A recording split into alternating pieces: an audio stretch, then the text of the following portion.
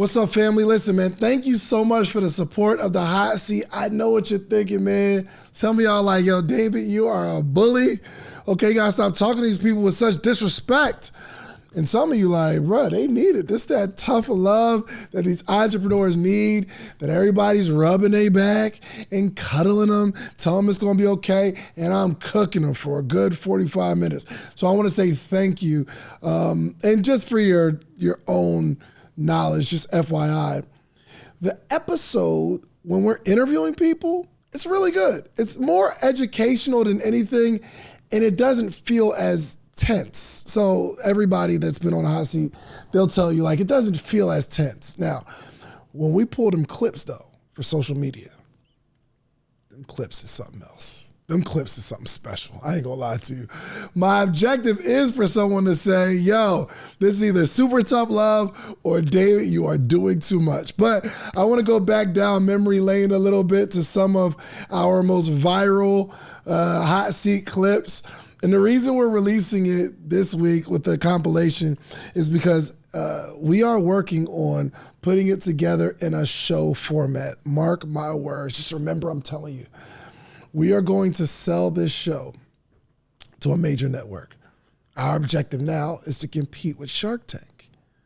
Not to compete with Shark Tank because we like to be on the same network, but a different version of Shark Tank. Being able to talk to the entrepreneurs the way that Mark Cuban and Damon John can't.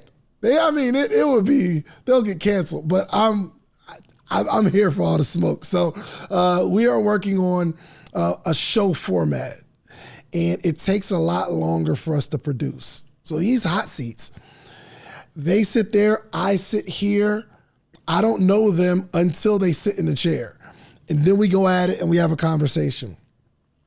And sometimes it might take me a little bit to get to the point, but we just put it out. So it's not like edited, we just put it on out. But now we are putting this together in more of a show format, more intentional, giving you the direct information that you're looking for, cutting through all the fat so that it is a seamless show. We are working on a TV show. The reason I'm shooting this video is because I want to tell you all you creators, all you podcasters, it's time to take our game to the next level. Podcasting is wonderful. And I will probably always have a podcast because I love the space. It allows the average person to have a voice, and you can just put it up and people can discover you. And it's just an amazing, amazing platform. But if I'm going to be the podcast king, if I'm going to be the #1 podcast coach in the world, I have to be teaching people how to go to that next level of production as well. Because there's some people like, yo, I've been podding for a while, but now I got to make some tweaks and adjustments. So actually this year at Podcast Summit, you're going to learn so much about podcasting. Like how to maneuver, where the bag is, how to stand out, how to grow your audience, how to grow your business, how to communicate, what type of equipment do you need. We got people teaching you how to shoot a movie because I think podcasting is a foundation that we can continue to build off of. So hope y'all check out the following videos. These are some of our most viral clips from the hot seat, the stuff that really put us on the map. So check it out. If you like it, comment, please hit the like button. Please, if you're stumbling on this video and you're not already a viewer, hit that subscribe button. Go on and hit the subscribe button. But we're about to go back down some of the episodes. And if you want to, we got the episode numbers in there so you can go watch the full episode. But we are doing the work to better the entrepreneurial community. All right, so check it out, and I'll see y'all back next week. Peace. 2020? Yeah, 2020. 2019. 2020 you got into a storefront. Yeah. Okay, so from... what is it, 24, 7 years ago, would have been 17. That's when I established the LLC, but I was baking a little bit prior to the LLC start. Gotcha, okay. But mainly like... And then 3 years later, you get enough money to get the store. Correct. The money that you are getting, the money that you put into the store, did it come from the business or somewhere else? No, it came from saving, working. When I was working a 9 to 5, I started working at Walgreens. Saved up every time I got my tax return and was able to build my store. Good, congratulations. How much did it cost? Around $50,000. $50,000? You saved up $50,000 working at Walgreens? Well, no, not just Walgreens. Walgreens, UPS. I work somewhere else. Jim Ellis, a car dealership. Somewhere else, yeah. How old are you? 24. You live with your parents? No. I live by myself. I've been living by myself since I was 18. Word? You saved $50,000. Were you doing car sales? No, receptionist.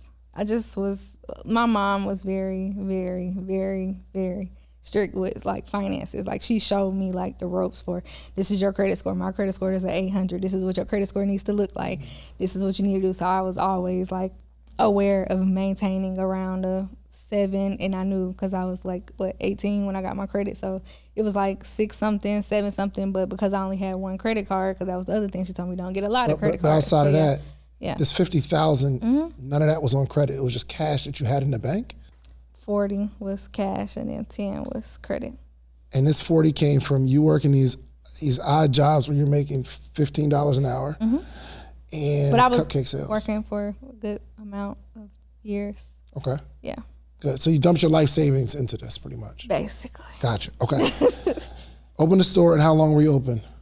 There, Boulevard, about 3 years. 3 years. You made good money. No, I had a lot of $0 days. Off Boulevard, how much was the rent? Rent was $3,000. After everything, about like payroll and everything, about $4,000. $4,000. How much were you making a day? Like 150, maybe $0. It just depended. So you're losing money every month. If you dumped your life savings into it, how are you? Are you in debt right now? No. Well, personally, numbers. yes. Personally, yes. I'm getting out of it because of the store in Conyers now. But yeah, when I started, I was in debt. So For 3 sure. years of not making a bunch of money, and probably if your overhead is $4,000, let's say you average $100 a day. Let's say you average, including the day where you make $200. Right. And then the time where you make $0, you average $100. That's only $3,000 a month. I was breaking even or barely surviving. But that's not even breaking even, because for you to make the $3,000, you have to sell $100 worth of cupcakes, but the cupcakes have a cost to it. Exactly. That's why So I for was 3 years, how did you eat? I ask myself that every day. Every day. I really don't know. You got a boyfriend? I do, but we've been talking probably for about a year or two now. Did you have a boyfriend at that time? Yeah, but he came in at the end of the 3 years of me being there. So yeah. How much were you paying in rent where you live at that time? $1,100. I lived in Dunwoody. The numbers aren't adding up. The numbers ain't numbering. That's the numbers. Were you doing something to supplement the income while you had the store? I did work. But you it was had a in and job. out. But it was in and out. It was in and out. When I first started the store, was I working? No. And then I got a job. Where was I working? I probably did an overnight job. I can't Probably did an overnight job, or you had can't an. recall. I can't recall. You can't recall where you were working? No, I've worked a lot of jobs because it was so in and up and down. So I was Where like, did you work, Mariah? That's all I'm you want asking. me to think? Okay, hold on. Why is it such a 'Cause I don't algebraic remember. equation? Before I started my t-shirt company, I worked at the Cheesecake Factory. Before then, I worked at Olive Garden. Before then, Circuit City. Before then, Applebee's. I know where I worked. Right. That's like Dottie But said. recently, Where did you work? Then, I don't know. I know I did DoorDash. At such a pivotal moment, DoorDash. like starting your business, you don't remember what you were doing while you were starting your business? I'm trying to think. I just don't trust you. I think this conversation will be full of lies, because there's no way you don't know what. You're losing money, and then you go get a job, and you can't remember, unless you worked at the strip club and you don't want to say it. You don't want to say anything. Yo, Mariah. Okay, I remember You now. a liar. I remember. No, I remember now. I had to really think, y'all. I had to really think. Okay, concierge downtown. I was a concierge. That's what it was. Like at a hotel? Apartment complex. Okay. High rise. Yep, that's what it was. But that was towards the end of my lease. But for a long time, I just was just there, just there working. Had staff in and out, and then a little bit after that, I did work at a call center doing insurance, but I only did that for a week. So you've jumped from a ton of jobs. So I can kind of see how you might be blurry. Yeah. But what you were doing when you started your company, like that's such a pivotal moment. Job. I had there was no job. No job when I started. Okay, you were on Boulevard for 3 years. That was the start. Right. Okay, so there was no job throughout any of those 3 years. Yes, and that was the concierge. That was around like year 2. Because she just said no job. No, were you dating at that time? Year, were you like 1 dating? year. Were No, you like not one person, but like were you going on dates and stuff? Around that when I first started. Mariah. No. Who was giving you money? Nobody. I was trying to say it that direct. Mariah. Golly, Daddy. Nobody giving you money? Nobody. Okay, Credit card. So you were living on credit. Credit card. So you established some credit debt. Just to pay the rent. Just to pay. Well, that's the store rent. Yes. And that was like here because I only had. But your store rent was limit. $3,000. But right, and it was only so much of a limit. Then it's not truthful when David said, "Are you in debt?" You have to be in debt. No, that's why I said not anymore since I've opened this store. How much I were paid you it in off. debt? I paid. It was $8,000. Yo. What? Maybe let's move past it. Maybe let's get out of the finances. Yeah. $8,000. No, can't, because if the rent is $3,000 a month and we're there for 3 years, And our house rent that's $36,000. is, how much was your rent? $1,100. $1,100. But no, I didn't see. You gotta get the full story. Okay. I moved out of my apartment. And then I went to go live with my mom for like 3 or 4 months. And then I moved in with my boyfriend when me and him met. So it was different processes. So I was paying. How long were you with that boyfriend? We're still together. We're still together. The one that she just told us 10 minutes ago, they just started talking? Yeah, about a year or 2 ago. The store just closed in December. That store in Atlanta just closed in December. Mariah, it went from just to a year ago to a year or 2 ago. It was a year ago. And then it went from $3,000 to $4,000 to then I also had $1,100 in rent. Then it went from I paid my rent on credit cards to all only of these things have happened. I just moved in this store that's in Conyers. I just moved 4 months ago. Yes, but you said I closed that store in October. I opened this store in December. How long were you paying your rent on credit cards, Mariah? No, the storefront rent only twice. That's what I'm saying. It was only twice that I paid my rent on a credit card. And then the rest was if let's say I made so much in sales because I only do I use Square. So whenever I do my Square rent, pay my rent with Square. Can you show me you still have the payment history from, because it's the same company. Square will show you lifetime. You still have the payment history from those months, correct? From the old store, because it's the same business. Well, no. I can download the app from when I was paying the rent to the portal. No, not the rent, the sales that came in. Yeah, let me see that, because maybe we'll get a better idea of the numbers, because I'm under the impression that you were losing money every single month. Then I'm trying to figure out how you pay for gas, how you pay to live, eat. How you bought Dunks. That's on fresh her feet. Out here. I just got these. Super fresh. She with her boyfriend now, though. She with her man. Oh, but y'all been there for a year. But here's the thing. Your man's not contributing to your business, right? Oh, no. I got it. I think I got it. No. When did you get the store? The first store? The first store, July of 2020. July of 2020. Okay. You got a PPP loan. I did. Yes, you did. Okay, now why couldn't you just say that? What, 20,000? You got the 20,000 PPP? She got 25. You got 25. You got 20,800 something, wasn't it? No. 20 something? 20. She don't Just remember. 20. Just 20. Okay. She don't remember. So we got 20,000 from the PPP. Now it's adding up. Yes. Now let me tell you, you have to say the details because we want to help you. Okay. But if we don't believe the story is adding up, then we're creating these narratives. Now we're talking about, did your boyfriend give you money? And that's not true. Your parents didn't give you money. That's not true. Right. Say the government gave you some money, girl. Yes. You ask who am I? Are you asking me like for my name? Because I can't give you my name, but I can tell you who I am as a person. Love is love. I feel you. He's right. He's right. Love is love. Okay. Your music is dope? Yeah, absolutely. Okay, got you. All right. So here's the thing. I think it's important that you the mystique part, right? I think it could add to your music career, or it could add to the clothing brand. But it's so confusing. Do you do the podcast with your mask on? Mm-hmm. Okay. Maybe I should just take my mask off right now to create a viral moment, right? I don't know if it'd be a viral moment. Absolutely not. That was a joke.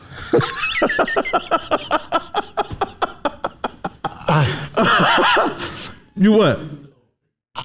I don't think, if I'm being honest with you, I don't think people care enough. Care as much as you think they do. I don't think they care. The people that do care probably not watching right now. They won't wait for they're at work. They would have been here with me.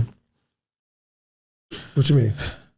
I have a team of people that normally travel with me.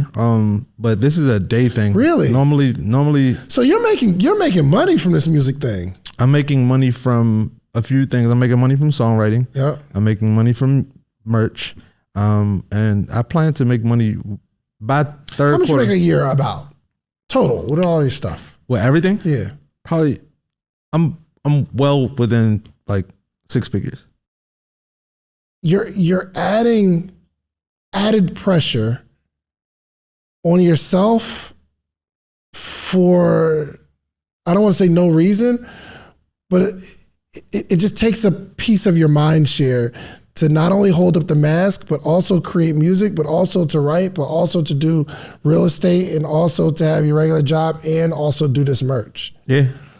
Our minds need to really lock in on something. I understand it's taxing, bro.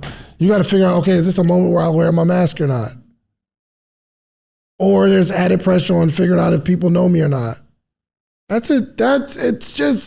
It takes too much energy to hold this up, bro.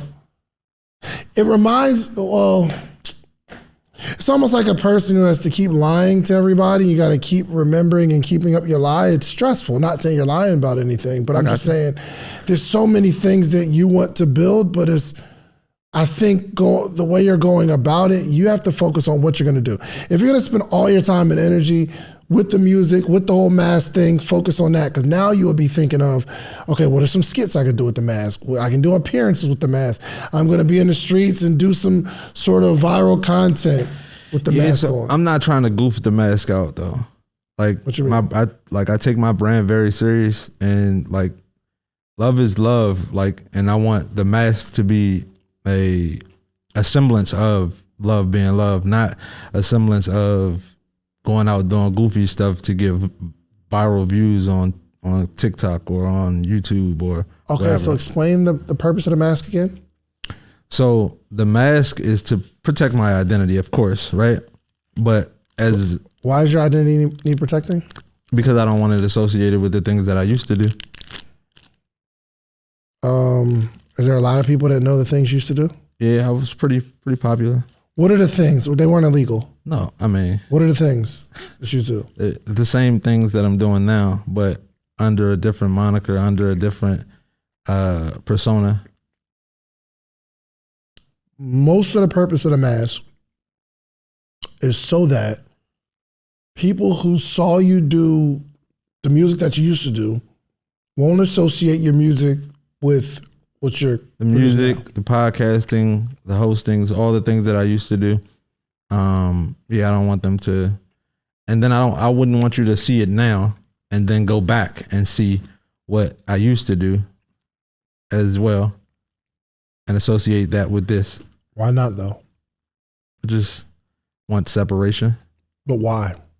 Solidifying sponsorships. We haven't gotten to that point yet. Got it. It's cool. Mm-hmm. Do you wear the mask in the summertime too? Yeah.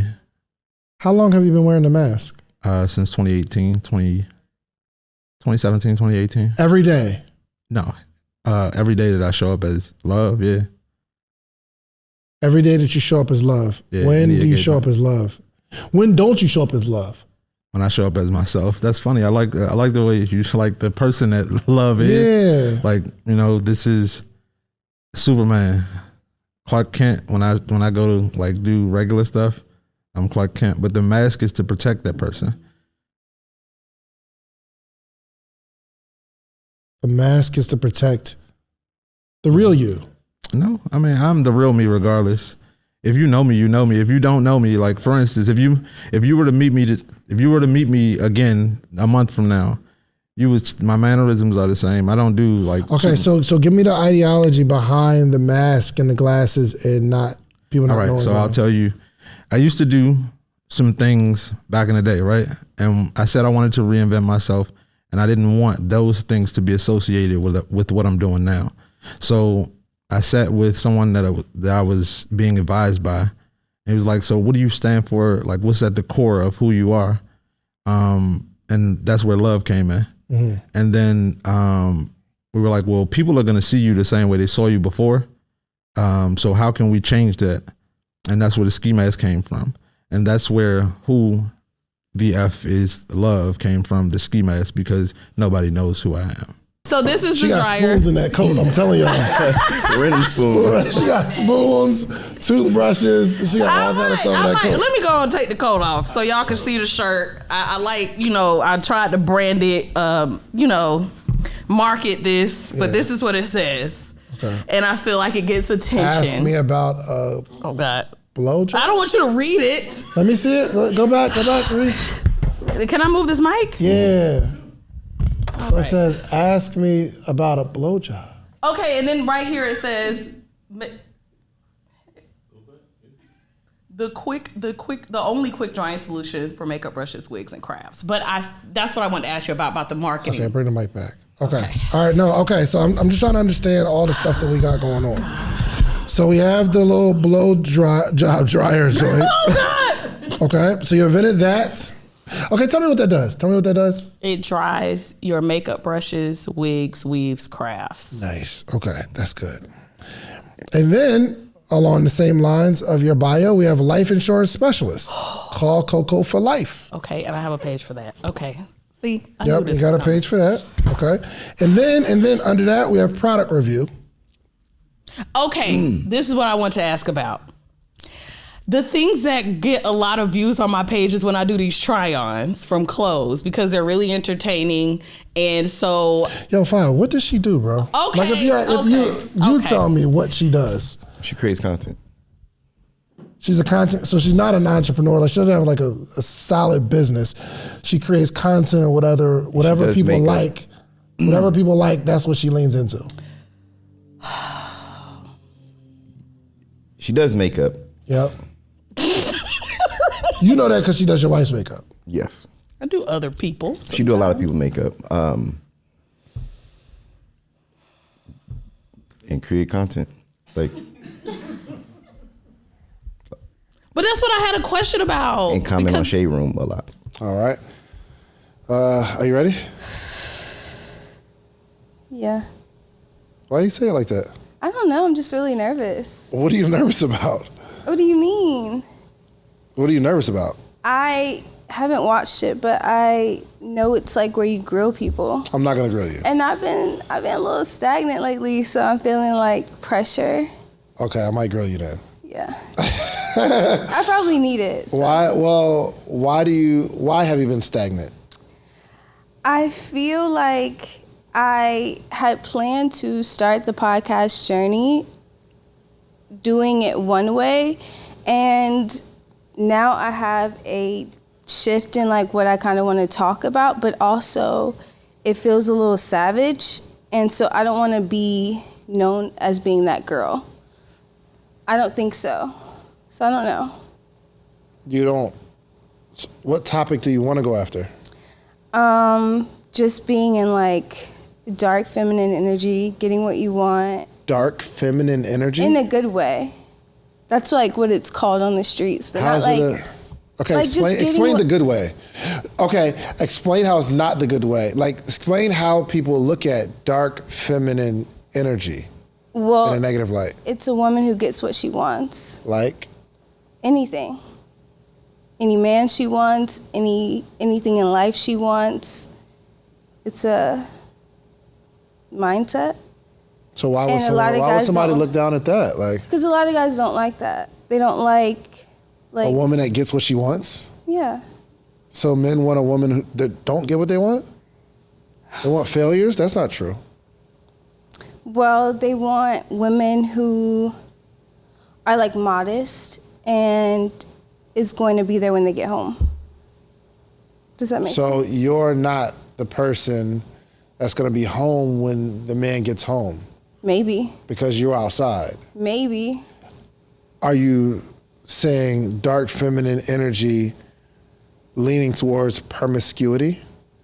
Sometimes. I don't know. Like, it depends on your mood. Is that a podcast or is that Olivia? Exactly. It's not an answer to the question. I don't know because... No, I'm asking, is that just a podcast or is that who Olivia is? Like, I was just looking at an interview and they interviewed Sexy Red. You know who Sexy Red is. Mm-hmm. The fact that you listen to her music? You like her songs? There's a couple. Okay. So they said, what's your goals for this year, Sexy Red? And she said, in so many words, to have sex with a whole bunch of men. Okay. That was her answer. Okay. What do you think about that answer?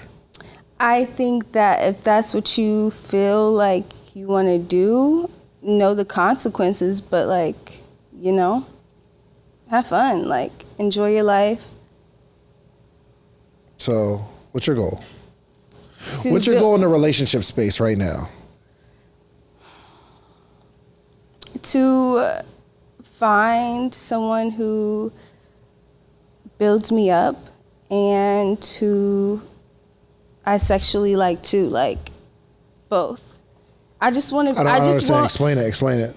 You said find somebody to build you up and sexually like. Okay, so because we brung in the sexual aspect, the promiscuity. Yeah. I feel like if we're talking about that part in relationships too, it's like guys are a little vanilla sometimes. So that plus somebody who's also about their business. So you want somebody that's about their business that won't expect you to be home when they get there.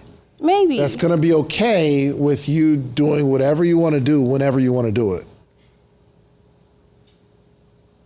Well, yes, but obviously if I'm in a relationship, I know I got to dial it down from what I'm doing now. But not turn it off. Well, I can't turn it off. Dial it down, but not turn it off, which means you want a guy that is about their business, not expecting you to be the housewife, maiden type person. And if they see you in the club dancing the way you want to dance, or they see you out on a date with somebody, they just got to be cool with it. Would that be a perfect situation for you?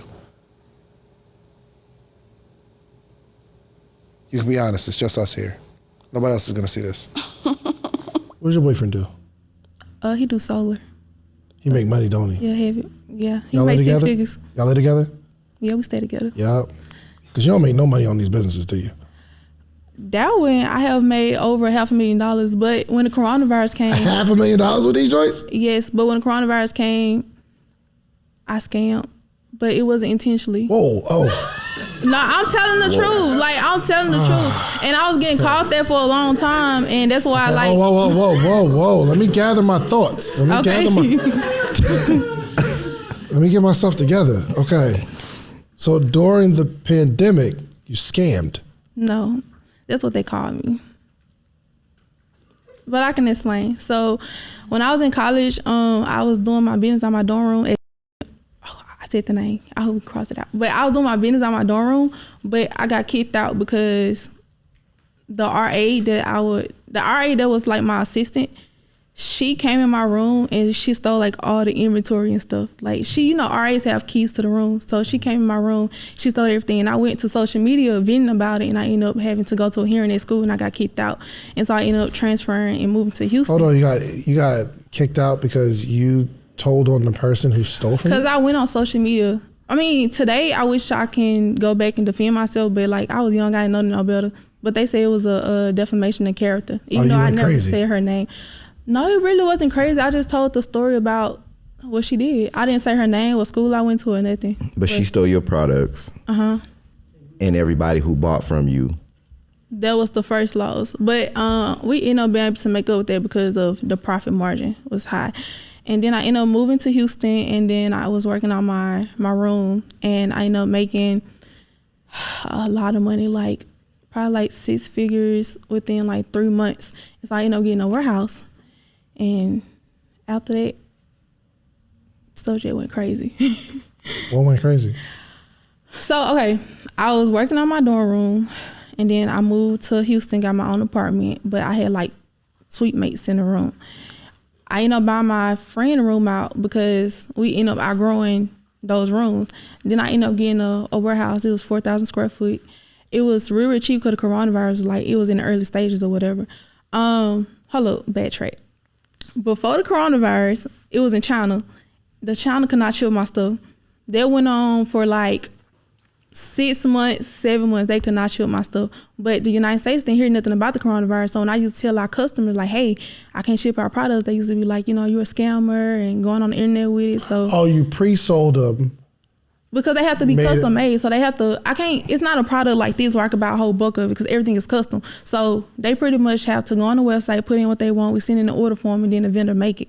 So they was in the process of making it, but when China shut down, it was like they shut down, couldn't do nothing, like at all. And they didn't even know what was going on because it was literally new to everyone. And so people started. How much were you selling these for? Back in the day, I was selling for $10. It's a marketing strategy behind it. I'll tell you later. And how much do it cost to make it? $3.80. $3.80. Yes, but it used to be $3, but due to the story, they went up on the prices. But $3, and that was with shipping directly to you, and then you got to ship it to them? Yeah.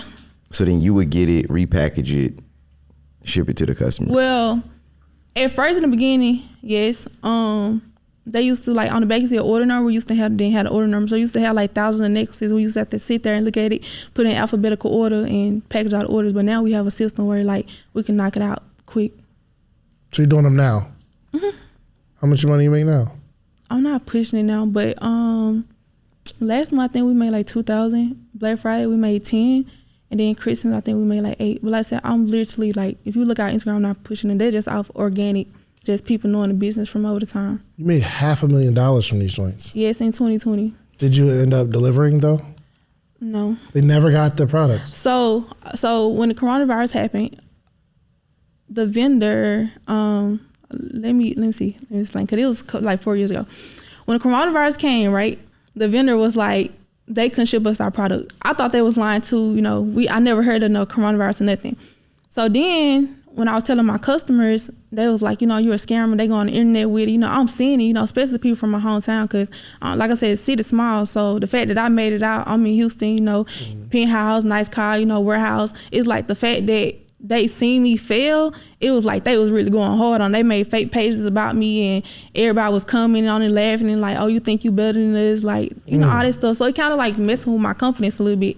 And so when the vendor finally was able to ship our stuff, that's when the United States was shut down. So now we going on about like a whole lot of months before we was able to get the product. And then when we got the products, guess what? Shopify paused all my payments.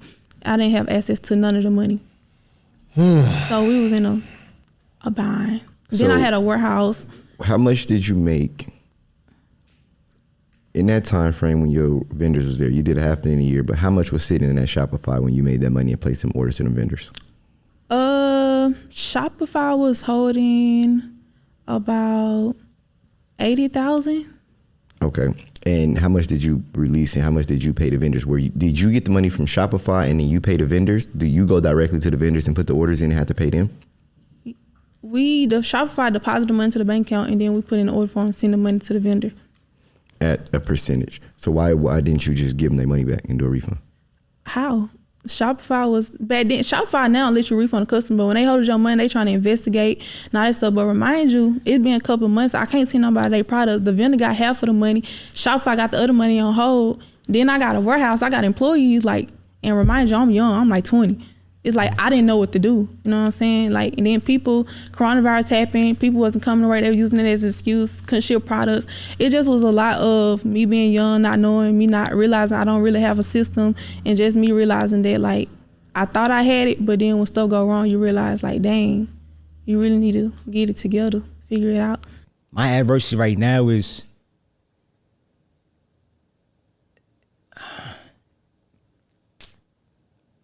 Because I'm tempted about saying it, but I'll keep it G. I'll keep it real. It's marriage, right? Marriage. Oh, We get spicy, like talking good right now. Yeah, it's tough. it's tough. How long you been married? 7 years. 7 years. I'm 5 in. I heard. We need to have a session together, We like a do. little therapy session, bro. This ain't easy. No, because that's real. For sure. When I first got Got married, kids? 2 by my wife. Why you say it that way? You know why? 2 by. Oh, I'm overcoming. I'm overcoming this adversity. You have 2 by your wife, which means you got some other ones. I have one more. How old is that one more? He is turning 2 in December. Exceeding, excelling, and overcoming. I'm surviving it. I'm 2 years past. Well, you're not surviving it. It's something that you did. Oh, most definitely. But I'm still me and my wife. We still rocking. Like I'm surviving. It's Well, tough. she's overcoming. Oh, she definitely is. So I'm saying you don't have the weight of it. It's hard. But because you obviously did something you weren't supposed to do. This isn't you outlasting the situation that you created. This is you. I think you need to learn how to exceed and excel as a husband. So tell me how you're exceeding, excelling As a husband, I could use multiple examples. But for one, I'll say one I most recently did. I'll be trying like a million tactics, right? Mm-hmm. One of my most recent, my wife, she didn't even realize I was doing it. One day I just randomly sent her. I always send, my thing is blue hearts. Sent her a blue heart. Love you, babe. Good morning. On my morning text. Mm-hmm. Next day, love you, babe. 2 hearts. Next day, love you, babe. I caught myself sending her just like three random hearts. And I said to myself, oh, let me see how long I could go on with this heart. Like every day, I'm going to add an extra heart. Mm-hmm. I want to see how long, this was real talk. Like little tactics. And I said, let me see if I could finish this thing throughout the year into the new year, right? Long story short, I messed up, right? Went 21 days. I don't know about you, or I felt good about 21 hearts, like straight, everything good, no arguments, no disagreements. Good. Real quick, my question, how do you exceed and excel as a husband? That was the question, yes? Mm-hmm. Your best answer was sending a heart with an extra heart every day. I'm giving you tactics. And it only lasted for 21 days. So you sent her 21 hearts. Yeah, I'm giving you. But that's the first example, the best example of exceeding and excelling as a husband? Nah, I'm giving you examples on like things to do that could. I'm not asking the tactics to teach me. I'm asking you. How do you messed up? You've done something wrong. 100%. And she feels a way about it, I'm sure. My question to you is, how are you exceeding and excelling even after the thing that you went through? Mm-hmm. How are you, exceeding and excelling as a husband? You've got to give me a better answer than sending her a heart every day. Most definitely. Just accountability. Taking account. I mean, I'm not inspired and I'm not motivated. Oh no, this is not a motivational. But your whole thing is you're a motivational speaker and you teach people to EEO, exceed, excel, overcome obstacles, right? I'm not seeing how you're doing that. Here's what I think. Yeah. I think you're very smooth and you once you get going, you talk good. And you could probably put these formulas together. My question is, are you living the thing that you're teaching people? And my original question was you to teach me your philosophy, your EEO philosophy. I'm asking your depth of knowledge on the thing that you talk about. And I'm not seeing any depth of knowledge on it. I don't see it. I was able to break free from that. Word. I want you to break free from that mentality. I have. You haven't. You don't think so? Because you're still willing to take a dinner with Jay-Z to go viral over $500,000. You're not thinking wealth. You know, okay, let's think about this. What could you do with $500,000? I don't know. You know, you can sit around all day and say what you're gonna do about money, or if you had this certain amount of money, but you never know what you're gonna do when you actually get that money. Yeah. Like you can touch that money and just go crazy. Yeah. Or you can touch that money and just do something super successful. It's all about your mindset, like you were saying. 100%. But I honestly can't answer that question right now. The problem is you got a lot of I don't knows and you haven't thought about it. And right now you're 31, right? It's okay to be that way. You think so? Yeah. I don't think so. If you didn't think so, you wouldn't be that way. But this is how you are right now. I'm trying to, Yeah, no, that's the purpose of this conversation, Yeah. right? You just don't have that much longer for this to be okay. Nah. To where Facts. I don't know. What would you ask Jay-Z if you had to give up $500,000? I don't know. What do you want to become? Myself. Well, what does that mean? I don't know. I don't know. I don't know. I don't know. Which means we haven't sat down and thought about it. Mm-hmm. You got to sit there and think about it, because I'm telling you, 10 more years is going to come by. It's going to be 40. You're going to be 41. You'll be at the same barbershop with the same friends. I'm not wishing that on you. No, I got you. I got you. Time flies. Yeah. What has changed between 21 and 31 for you?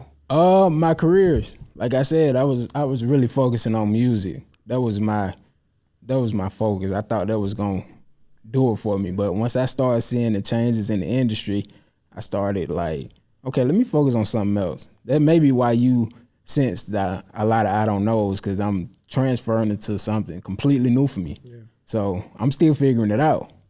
So I would say that's my major change from 21 to now. Okay. Converting the music to something completely different that I never did before. But where you are in terms of like financially, mm-hmm. and your rank in your career, right? Okay. From 21 to 31, I would imagine not a whole lot's changed. You might be a barber. You wasn't a barber 10 years ago. Right. Cool. Right. You were doing music. You're doing podcasting now. Mm-hmm. But maybe, I don't know, the music didn't take off, or, you know what I mean? I probably got the same group of friends that I'm with, whatever. Yeah. But if we really think about it, probably not a lot's changed from 21 to 31. It's very, very easy to go from 31 to 41 and nothing changed. That's facts. But the only way it changes is intentionality. And you don't have intentionality right now. It's not like I'm saying, the reason I'm okay. Do you have a question for me? That's it. Not yet, okay. I'm thinking something. Okay. Which means, if somebody asked you before you got here, hey, you about to go do the hot seat. Mm-hmm. What you trying to learn? And you'll probably say, I don't know. Right? Yeah. But if you said, all right, well, here's my major focus. I want to grow my podcast. Mm-hmm. This is the concept. This is what I'm working on. I already did this pre-thinking. And someone said, hey, you about to be on the hot seat. What you going to learn? You going to say, yo, I'm looking to grow my podcast. This is my plan that I have already. Mm-hmm. And I'm just trying to figure out if there's some holes in there. Okay.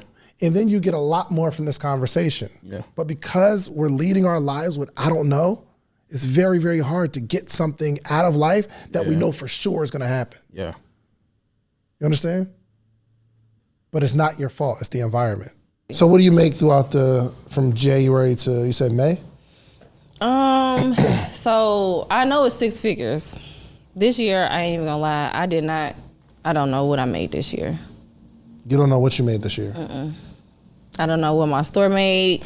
I wasn't able to really focus on my store because I took customs, which is something that I'm stopping. Like, I can't do that anymore because I realized that I can't scale my business how I want to and work in my business and take direct customers. You have a store. Mm-hmm. I have a showroom. A showroom, all prom dresses. Mm-hmm. And then little girl comes in with her mom and she's like, oh, I want this one. Mm-hmm. And that's open all year round? Mm-hmm.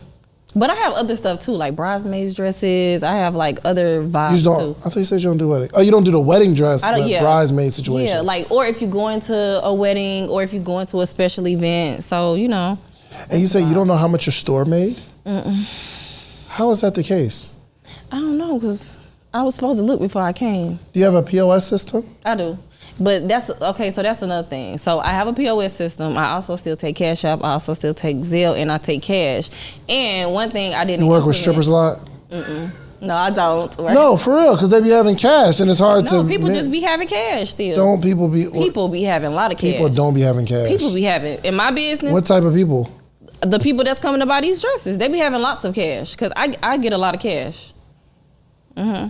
I still get a whole lot of cash during prom season. You still get a whole lot of cash. It's about to be 2024. Yep, and I don't know where they be getting it from. You know where they be getting it from. You know where they be getting it from. But okay? yeah, they be having a lot of it. So they'll just give you cash and you just take the cash and so this year I wasn't able to keep up with a lot of that too because I had people working in my store, but I was on the other side. Oh, they were stealing. No, they wasn't. 100%. No, they wasn't. So I'm telling you. Yo, if you had so everything has a receipt, and if you do Zelle or Cash App or anything like that, it has to come to me. So she has to confirm that I got the money before she sell the dress. It's a complicated situation. But if you're not there and they sell a dress, But and I we sold this I'm dress. just on the other side. We sold this dress. They only had 400. We normally sell it for $5. We don't do that. If you don't got that 500, then come back tomorrow. Never. When you got it. They still. I tried. Here's that. how I know they steal it. Oh my God, how? Because if you don't know how much money you made, you don't know your inventory. So somebody could have bought a dress, gave the 500 cash because you get a lot of cash. They give your employee the money, they walk out, nobody knows it because they know that you don't know. Well, and you'll walk around like, I thought we had this one dress, and it's just. No, that's never happened. It always happens. She was. It's like my little sister. She's stealing. No, she's very trustworthy. I really wish I could get her back. Everybody that steals seems trustworthy. I gotta call her. That's how you get got. I'm calling her today. Call her. Hey, you ever stole a little bit? You ever took a couple dollars off any of these dresses? She took a couple dollars, I'm telling you. I'm gonna ask her. Imagine you making $1 million, what the people in LaGrange will say about you. Yeah. What they out, you know what I'm saying? Like, boy, rich out here. You probably lit right now to your friends in LaGrange. Cause another story, like my uncle played baseball. He retired. My little cousin played baseball. I've been on private jet. So like I already have that. They already looking at me like that in LaGrange. You know what I'm saying? So yeah, so you don't gotta really actually produce nothing else. That's the problem. Go make $1 million. Figure out how to make $1 million. Map it out. How many clip-on nails do we have to sell to make $1 million? How many hats we got to sell to make $1 million? And you might find that, to make $1 million, it's about $2,740 every single day. How many hats you got to write on to make 2,000? Golly. But now we think about that, we start expanding. You know what, babe?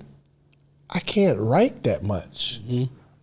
But if we start building out this clip-on nail brand, we could just start distributing. Like look, you quit your job, I quit driving, we're gonna be in the house fulfilling. Then we're gonna bring on other people to do the fulfillment. Then we get a warehouse. And then, okay, now I can see us making $2,000 a month, a day.